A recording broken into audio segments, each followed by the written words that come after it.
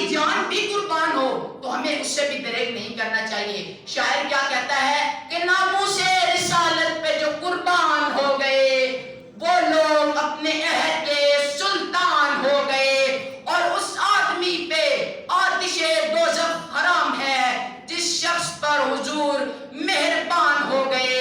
اور جب سے لکھی ہے سیرت اظہر رسول کی، جب سے لکھی ہے سیرت اظہر رسول کی، سب مرحلے حیات کے آسان ہو گئے۔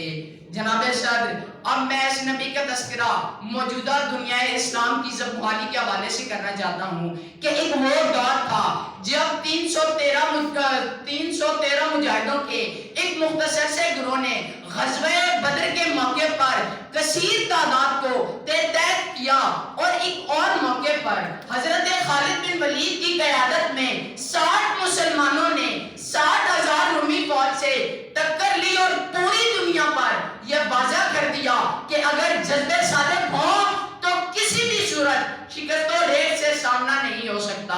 مگر علی وقار آج سب کچھ اس کے برعکس دکھائی دے رہا ہے۔ بھائی بھائی کا دشمن ہے، لوگ چند کاغذ کے ٹکڑوں کی خاطر اپنے ماں باپ حتیٰ کہ تمام رشتوں کو ختم کر ڈالتے ہیں، مگر میرے نبی نے ہمیں یہ نہیں سکھایا۔ میرے نبی نے ہمیں علی وقار، میرے نبی نے ہمیں امن و محبت اور سکون کے ساتھ رہنے کا درس دیا تاکہ معاشرہ قائم رہے اور ہم سیرت رسول پر عمل پیرا ہو سکیں۔ میں آخر میں اپنی تقریر اس دعا کے ساتھ ختم کرتا ہوں کہ اللہ رب العزت ہمیں سیرت رسول پڑھنے اور اس پر عمل پیرا ہونے کی توفیق عطا فرمائے۔ اقبال کیا کہتا ہے کہ کی محمد سے وفا تو نے تو ہم تیرے ہیں، کی محمد سے وفا تو نے تو ہم تیرے ہیں، یہ جہاں چیز ہے کیا لوح و قلم تیرے ہیں۔